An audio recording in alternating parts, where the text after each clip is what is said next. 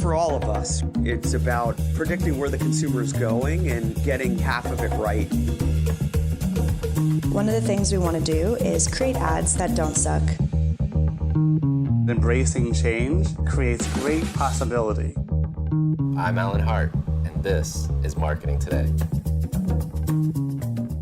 Today on the show, I've got Reggie Walker, U.S. Chief Commercial Officer for PricewaterhouseCoopers, or PwC. On the show today, we talk about marketing and sales and what it looks like at PwC, as well as the digital transformation that the company's been on for a few years now. We also talk about advice that Reggie has for others starting their own transformation efforts, as well as some of the future-oriented things like the future of professional services and where it's going, the impact of technology, and what he's hearing from clients in 2020 and beyond. I hope you enjoy this conversation with Reggie Walker. Reggie, welcome to the show. Hey, I'm delighted to be here. Thank you for having me on today. Yeah. No, I'm happy to have you on. I wanted to start off with your career because it looks like you've spent, I think, about 27 years at PwC. And I always like to know what kept somebody at a company that long. Yeah, I'll be honest with you. It almost it's hard to believe it's been 27 years when I step back and think about that. It honestly feels like I just started yesterday. But, I've had other people ask me the same question. In fact, when I go to meetings and I tell people I've been here 27 years, nowadays people look at me like I have three heads.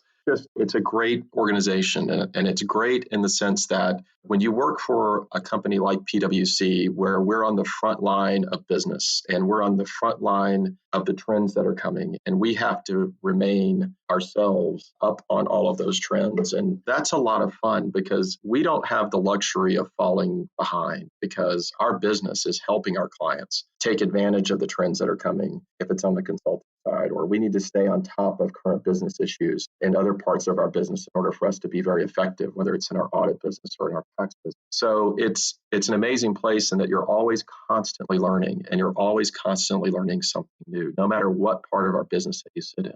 And the other thing that goes with that is because of the business that we're in, the talent that we're able to attract. And we're constantly reinventing ourselves with new talent coming in, with new skills and new energy. And so all of that lends itself to a lot of opportunity. Every client engagement is a new opportunity for you, right? To learn something new, to work with somebody new, to work in a different environment or to work in a different industry. And so it's always something new. And so when I reflect on why I stayed here for so long, it's because one, it is a constantly evolving environment because we have to in order for us to stay relevant to our clients. It's one that attracts great talent. So no matter what you're doing in any part of organization, you're assured that you're working with some of the best in the business and you learn so much from everyone around you. And the third part, I think, is just a great culture. This is a very open, welcoming, accepting culture, and it's fun to be a part of this. So long-winded answer, but that's what's kept me here as long as it has.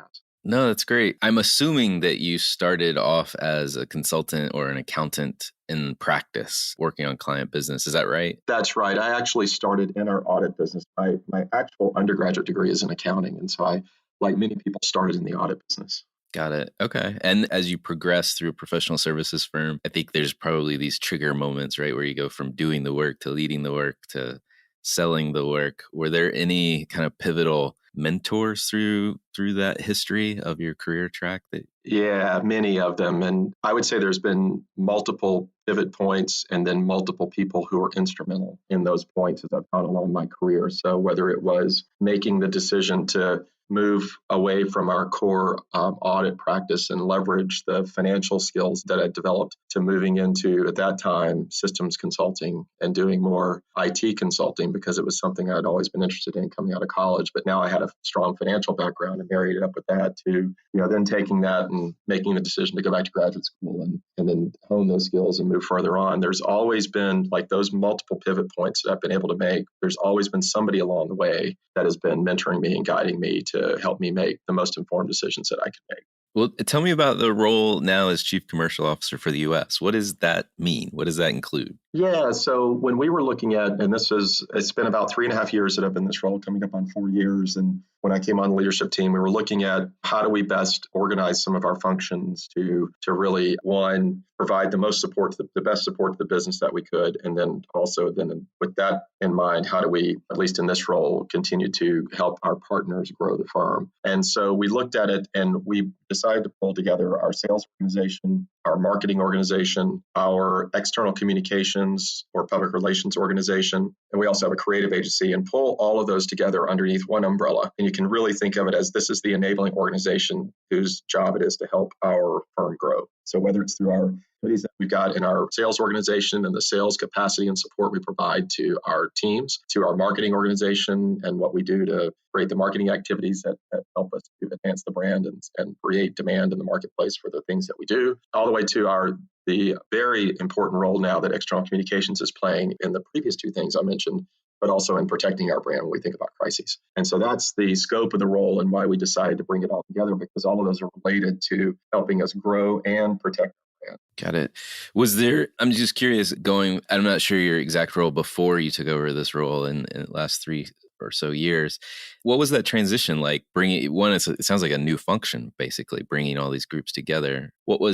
Was there a case to be made or was this a new position that was created within the firm that you were kind of moving into? Yeah, so there was actually somebody previously in the role that was what was similar. The only thing that's kind of changed is the scope and the scale of it has changed. I mean, we've grown these functions in scope and scale and kind of tried, really bringing them together in a more close-knit way than we had done before. My previous role was actually I ran one of our large markets, our greater Atlanta marketplace. And so it was really about bringing those skills that I had previously done, whether it was running a part of our advisory business from a market perspective or running a market, and bringing those to bear and helping to transform this organization, which did exist, but it needed to come together more cohesively. And by the way, it had been on a journey. It had been with each leader, it had been growing and improving and becoming more. And then it was my opportunity to take the great work that had been done before me, but now really bring it together in a more cohesive way so that we serve the market even more effectively than we had done in the past. Got it. Okay. Tell us a little bit more about what does marketing and sales look like at PwC? What does it include? The various components, if you will. Yeah. So and each one is a little bit unique, but all related. Our sales organization is fairly broad. I mean, it's a large organization, and it's everything from what we call them client relationship executives, but our top level professional sales organization that works on what we call cross-line or one firm basis across all of our lines of business to build relationships on the ground with our clients, with our targets, and then brings through those services that we have that can help our clients meet the opportunities and the challenges that they've got in the market. And so that's their job and what they do. And it's key to those relationships. They also have to know our business very well. They have to know what solutions we offer so that they can begin to marry those up. And that's what they do. We've got we're growing, as a firm, and that we're getting more into the products business. So if you think about software products, because that's the direction that this industry is heading. So we're people that are very adept and know how to sell products in the market, which is very different than selling services, right? And then we've got people that really operate in sales support. So everything from a pretty strong engine that helps with proposals and doing professional proposals that we need to do, and creating those types of experiences to help us sell work differently than we may have done in the past. We've got people that support our account teams on the ground. So that's the sales organization.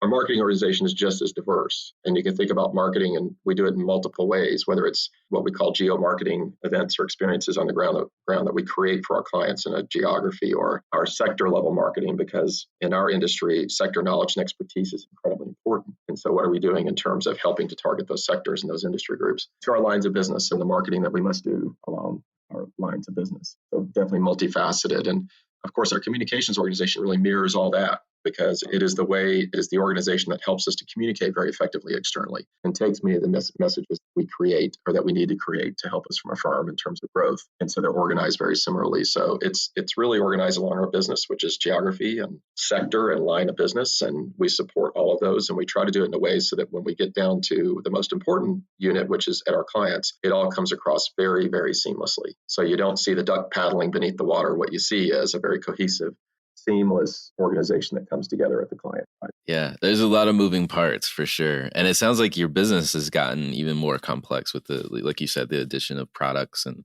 different organizations, not just the traditional professional services side. You mentioned transformation as well. And I want to understand, it sounds like you're leading a relatively large transformation initiative inside of PwC. And I'd love to hear a little bit more about that. Like, what does that look like and how do you define what the transformation is? Yeah, so I think you're referring to the massive, what I'd call digital transformation that we're undergoing as a firm. And to be clear, I'm one person on our leadership team. Our entire leadership team is leading that, right, together. And we're leading that with our partners because everybody plays a role. And then I'm leading that within my own organization. So it really is, I mean, look, obviously one of the biggest macro factors happening in every business these days is the impact of technology and how we all adopt technology and use technology to transform the way that we work, whether it's looking at working more efficiently, whether it's looking at providing a better experience for our people or for our clients, or whether it's looking at how we can use technology to drive better solutions or even run our business better. It's impacting every aspect of our business. And technology's been doing that for a while, but today's technologies are becoming far more advanced. And today's digital technologies in particular, and the way that we can leverage things from robotics to artificial intelligence to even within my organization using those technologies, but then marrying those up with some of the large platform-based technologies that exist today. All of that we have to look at and ask ourselves, can we run our business better? Can we change the way people work to make their experience better? Can we do all that to provide better solutions to our clients? And so we've been on a significant digital upskilling journey where the first step in all of this was really how are we teaching all of our people? In the US, we have 55,000 people. How are we teaching all of our people about these new technologies? And what are we doing? What are the skills are we equipping them with so that as we roll out new technologies, they're well positioned to be able to adopt those technologies, use them, take advantage of them, in many cases start pulling us along. So it becomes a pull by our people versus just a push by us. So we've been on that journey for the last 2 years, and we've created a number of different programs, whether it's digital accelerators, so you can think of those as super users or ninjas, if you will, that have deeper skills that help us through the skills that we embed in every individual, whether it's how to build bots, how to use RPI, how to use visualization technology differently, all of that. And now it's become viral. We have people now are actually able to, on the ground, transform the way that we work in ways that even we weren't envisioning. And they're able to share that now through something we call the digital lab that we've created, which is really, I call it crowdsourcing for innovation, which is kind of what it is. It's a very simplistic way of looking at it.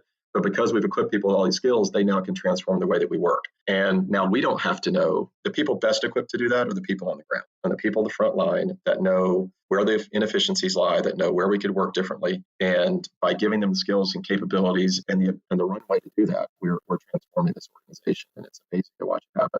Right. Where did you start this transformation? I mean, I talked to a lot of companies and a lot of marketers in particular, and it sounds like yours is across the entire enterprise that you're focused on this transformation. Like, did you start in terms of the services and services that you're offering clients and saying, how can we embed technology or use technology to make a bigger impact? I was just curious, like, where did you start and maybe why? What was the rationale to start there? Yeah, it's interesting. It's always kind of hard to go back and try to determine what came first, the chicken or the egg, right? It was all kind of beginning to start at the same time. In our business, sometimes the cobbler's kids have no shoes. Oftentimes, it's stuff that you do on the front line for your clients, and it's where the biggest innovation happens because it's the business that we're in. And we don't always do a good job of bringing that back into how we run our own organization. In this case, I would tell you that clearly those things were happening on the ground as we were looking at what we were doing for our clients and asking ourselves the question of how do we do that for ourselves? But I would also tell you that the mentality that we had is that if we don't scale that inside our own organization, we're running the risk of not being in a position to be able to continue to do those things for our clients going forward. So we really doubled down on our own organization internally and how are we improving our business and how we operate? How are we looking at how we create new solutions that we can take to market, how we innovate new solutions that we can take to market? And that's why we focused on embedding within our people those skills. And so when you focus on your people, you build the right skills within them. Those are your factors of production that you can then take out and use in multiple ways, whether it's how you serve a client, how you innovatively serve a client, or how you need to apply that internally and say, you know what, there might be a better way to do X, Y, or Z internally. So it did, I would say the seedling certainly started on the front lines with what we do for our clients and kind of learning from that. But I would tell you that we rapidly scaled that internally such that now the focus internally on building it within our organization and making this learning organization has really overtaken that, because that's where it all starts. And that's how we then are able to do what we do. Got it. And what is the vision? Like, where do you have, I don't know, I'm making this up, but like a 2030 vision of where you want to be in the future and what that like future looks like? It's funny. We often said, it used to be 5-year plans. You really can only have 3-year plans now, because the expectations are so high that you have to deliver within 3 years. So I would tell you, the vision now is, what do we do to take all of that and create unique experiences for our clients? So how are we taking everything that we've done? So yes, our clients now expect us to be able to drive great solutions. That's the nature of the game. They expect our people to have these skills now. They expect us to be well-versed in all of them. But now the differentiation is, how do you use all that to create unique experiences for your client? And that's across all of our businesses. How do you make that interaction with them better? How do you make it such that they want to work with us? Because not anybody, but people can deliver solutions or the same solution, but we want them to have a better experience with us. So I'd say the focus is on continuing. We're going to continue the upskilling journey, because if we all think that the technologies that we have today are going to be the same technologies in 3 years, they're going to evolve, right? So that upskilling journey will now be a lifelong thing. It's got to continue. And now it's, how do we take that and create unique experiences for our clients, so that the working relationship and how they experience us and how they work with us continues to evolve as well. That translates back into marketing. By the way, all the stuff I just talked about, you're right, we're doing it for the whole organization. But if you look at marketing, if you look at sales, if you look at communications, the technologies that are impacting us, being able to use artificial intelligence now as we think about how do we take in data now that's giving us a better read on the market and what the market wants and what the market's buying, and how does that translate into the marketing campaigns that we need to be thinking about. All of that is taking place today within this organization, because that's the future, especially in marketing. Marketing is a science now, and it very much is about using data, using analytics, using many of the tools that I talked about earlier to create better campaigns, to create more targeted campaigns, to create more personalized experiences for economic buyers in the market. And so that's how we're using all that to help us out in the firm marketing.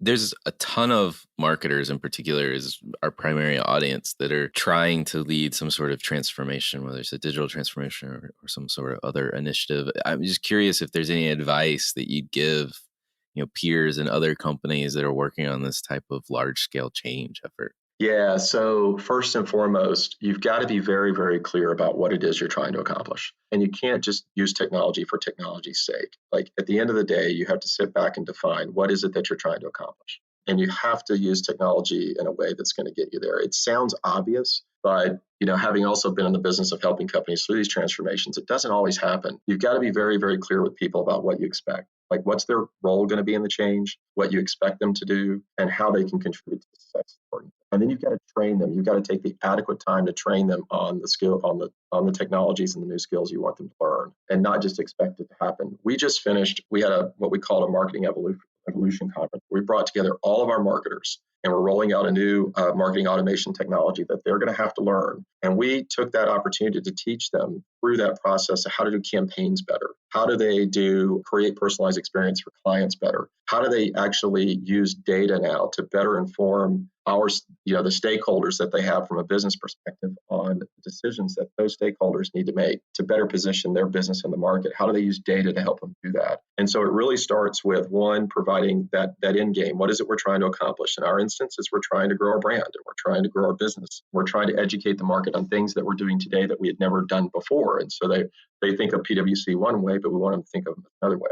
And then it's about, so what are the technologies that we can implement that will help us do that? Whether it's getting the data that we need to help us better read the market and be more targeted in our marketing and the experiences we create, whether it's using those technologies to help us collaborate and work better internally so that we're more efficient in what we do, because marketing budgets today, if you look across most organizations, I mean, it's up or down, right? We have to be good stewards of the money that we're given, and we have an opportunity to work even more efficiently than we did in the past with that. So I can do more with less, or the same as I had in the past. And so using technology to do that. So making that clear connection between what are we trying to achieve in the market, bringing it back to what skills and capabilities and tools do I need to give our marketers to do that, then giving them the adequate time and training to learn those things, and being very, very clear about what the expectations are, and then continuously reinforcing it over and over and over again. We've effectively, in the last 3.5 years, been executing the exact same strategy. Now, we're in different phases of that, and the things we do might be different, but we've been very clear and consistent in our strategy. So people aren't confused. We're not switching around. But what we are doing is giving them new tools and new ways of doing it so that they can get even more effective in executing. Does that make That makes sense? It does make a lot of sense. It does make a lot of sense. I got two more questions related to PwC and what you're seeing, and then I want to switch gears a little bit. But so before we switch gears, first question is, where do you see the future of professional services going? I mean, the market is changed a lot, it seems like, in the last 10 years. You guys mentioned adding products to your arsenal, not just the services and human capital that you have. Where do you see it going? What does the future look like for professional services? Yeah, we absolutely are going to continue to see the impact of technology in our business in this case. That is more technology enabled, whether it's looking at services that we provide today that we largely do with arms and legs and asking ourselves the question, is technology the way to deliver that solution in the future? Because we can. I mean, the advancement of artificial intelligence and what's there and many of the other technologies that we are using today. So on the consulting side of the business, the term asset-based consulting around for a little while, but it's really becoming realized now. And that's because our clients want speed to value. And so looking at accelerators and looking at solutions that are now product-based versus just service-based, that is the future and will continue to be the future. If you look at like our audit business is a good example, it's how are we using technology we're always a high quality audit business, but how do we use technology to be even be more high quality and to really execute on the audit business or in the tax business where it's very rules based. So how to use technology to do that now. So that's the future of professional services. And to be clear, people will always play a big role in that because it's people that are on the front lines of the next trends in it. And so that it really frees up our professionals to be able to focus on the next thing and to be able to focus on thinking more strategically and providing more strategic advice to our clients. So that really is the future of professional services, at least in the near term. Who knows 10 years down the line. But technology is going to continue to advance the way we deliver services, what we deliver in terms of services, how, all of that is going to continue to come together. And that's what we're seeing in the market. But it's a really great future because this industry, any indicator would tell you that the services industry is continuing to grow. And I think you're starting to see a lot of convergence. You're starting to see a lot of different organizations come together in the space. But we're very bullish on the future of this industry and bullish on our organization's ability to capitalize on the future of this industry. I want to ask, like at a macro level, a client perspective, and what are the kind of top challenges or opportunities maybe that you're hearing from clients in 2020 now that we're starting a new decade? Just curious, because it at a corporate level, the trends or the opportunities and threats that are out there, the challenges obviously are going to impact marketing. Just curious from your vantage point. It's rare that I have somebody that represents an organization that works with the enterprises of their clients. Yeah, obviously today, one of the biggest factors out there is sort of the political landscape that exists, right? Whether it's what's happened in Europe, obviously we just had Brexit and kind of how that's going to play out in terms of trade in Europe, certainly in the US and the environment that we've got here. And we've had a number of different trade deals on the table, off the table, and what's happening here. What business works best in an environment of certainty. And if there's anything that we have today, it's a little bit of uncertainty, right?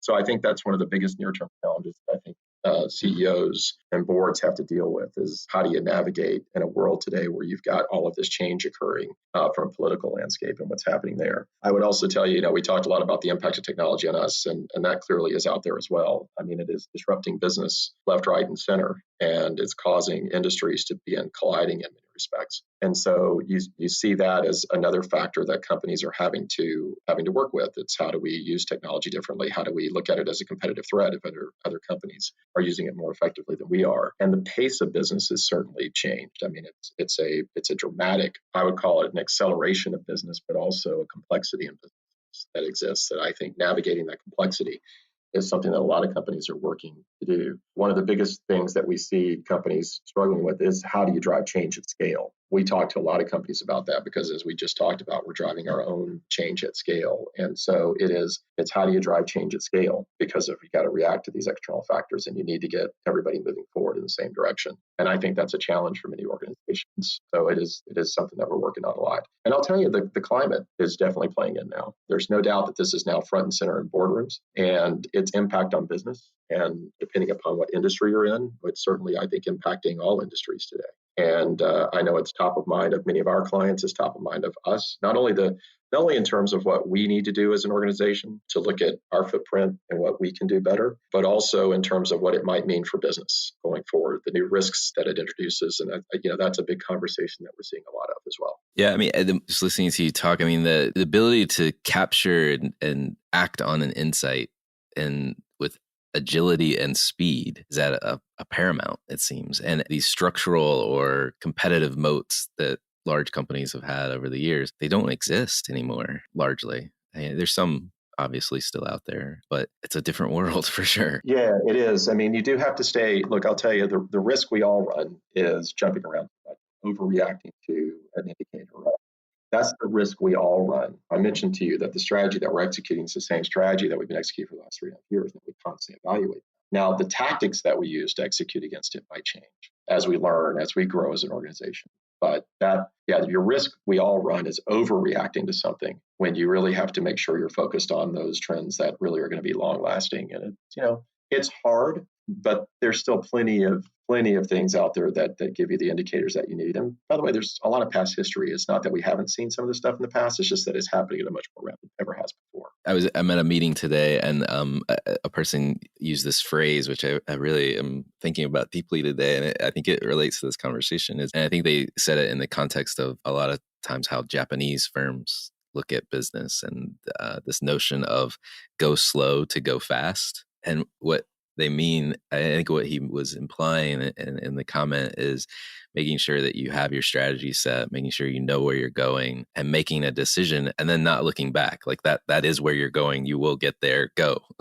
But this notion of, in the US, and I think in Western cultures, it's fail fast, fail often, and repeat. He was kind of trying to draw a contrast to that, I guess, in this notion of...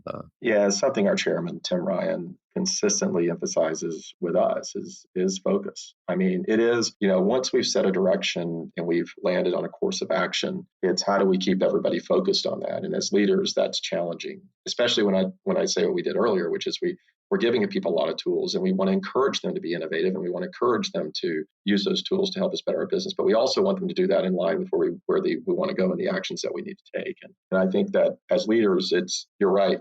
We do need to move fast. We have to be moving quickly. Life cycles are much shorter than they used to be. But in the context of that, we have to remain focused on the priorities that we've set out, and we have to find ways to keep everyone focused on those priorities. Because if we can execute at scale with everybody moving in the right direction, then the things that we can accomplish are limitless. And so that's what we try to do. And I think that's a challenge for many senior executives today, is how do you keep everybody focused in this environment of constant change and constant distractions, and constant new changes in technology, focused on what we need to do, but also ever evolving. That's a challenge. Let's switch gears. I love getting to know the person behind the microphone. And my favorite question, frankly, to ask people is there an experience of your past that defines or makes up who you are today? It's a great question, actually. I always go back to, everything kind of starts, like I said earlier, you have multiple people that impact you, and you've got multiple experiences that you take throughout your career. And every one of those are defining in some respect. But I always go back to how I was raised, and not to make it sound, I'm not trying to make this sound like really homespun or something, but I do look back to how I was raised, because I think it matters a lot. I didn't grow up in a family where we were, we had to work really hard. Let's put it that way. I mean, it was very much a blue collar family, and everything that we had, we really had to work hard to earn. And I think that's the first thing that really shaped me. Was, my father at one point early on worked 2 jobs. I was the first person in my immediate family to go to college, and my mom worked, and they all pulled together. And I think that was an important lesson. It was just sort of the work ethic that they instilled in me. By the way, they were equal partners. Like, my mom and dad were like equal partners, and that really had a major impact on me, because I've always sort of viewed the way we work the same way. I mean, it's really, everybody that we've got is important, and the way we work together to achieve our goals is important. I also grew up in a very diverse community, both socioeconomic wise and from an ethnicity perspective. And that really imprinted on me, because I just grew up in a diverse environment. It's just what you did. And everybody was the same to me in that regard. And I think that's really helped me today, because in the environment that we're in today, diversity and inclusion is incredibly important. We mentioned the macro factors earlier, and man, that's a big one. I totally missed that when we were talking about that, but it's huge. And being able to capitalize on that diversity and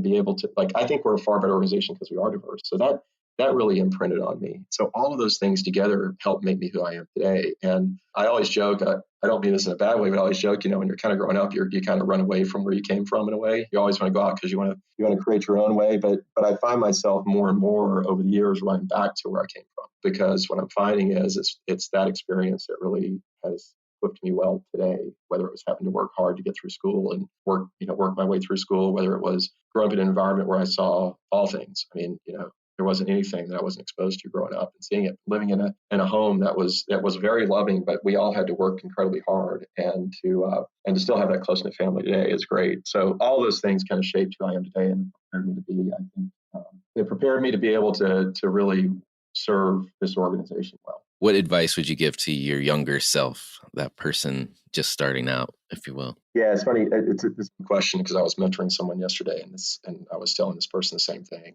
And there's a lot of different things I could tell myself. There's like in anything, right? There's always stuff that you go back, man, if I'd only known this back then. But I think it all comes back to the power of, you touched on it earlier, it's mentors. And we all do this, right? Like we all say it, like mentors are really important. At least we should all say it. If we don't, we should.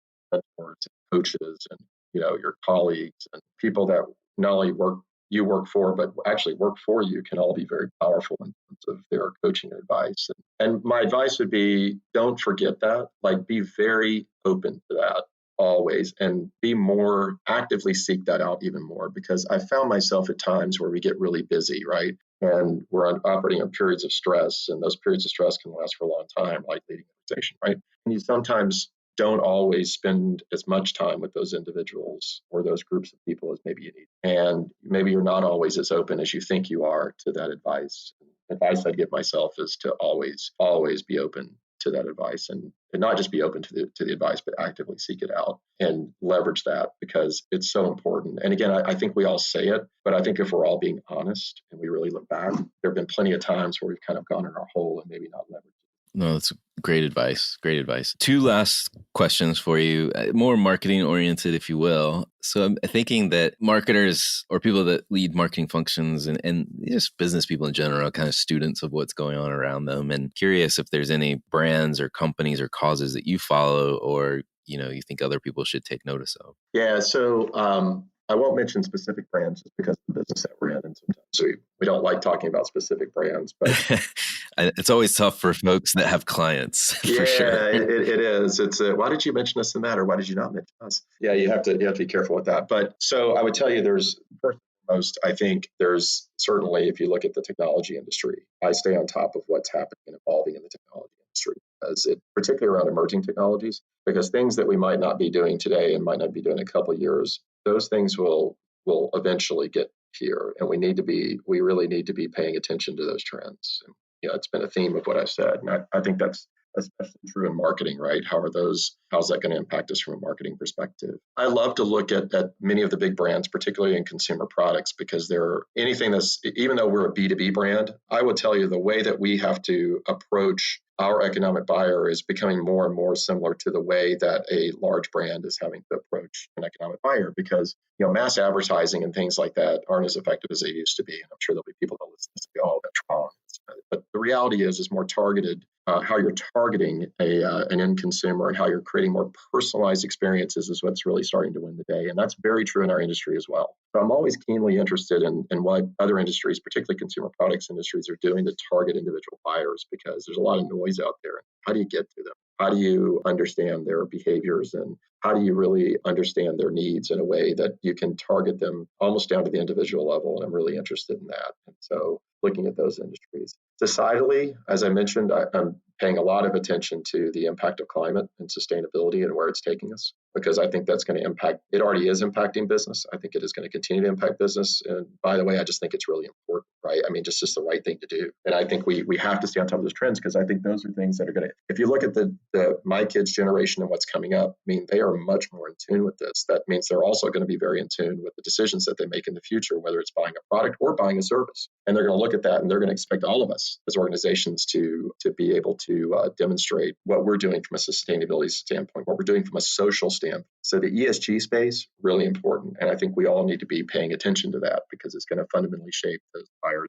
The current ones we have today, but certainly the ones in the future. And, I am paying a lot of, like I said, a lot of attention, what we always do. And this is always in the social realm around diversity and inclusion, because that also is going to continue to be something that impacts our industry and impacts business going forward. So those are the sort of big macro areas that I'm definitely paying attention. Yeah, no, that makes sense. Last question for you. Where do you see the future of marketing? I'm guessing more targeting and personalization based on your prior comments, but would love to hear you say it. Yeah, well, I think that goes without saying, and I think most people listening to this would say yes. That's hopefully obvious to everyone because that is true. And the great thing about that is the technology that's out there today is enabling us to do that in more and better ways than we've ever done it before. I also think the future of marketing is the days of kind of looking at broad swaths of marketing and the impact it's having on an organization are long gone. I mean, I think as marketers, we're going to have to continuously demonstrate the impact that we're making. We're going to have to continuously do that in very tangible economic terms. So if we run a marketing campaign,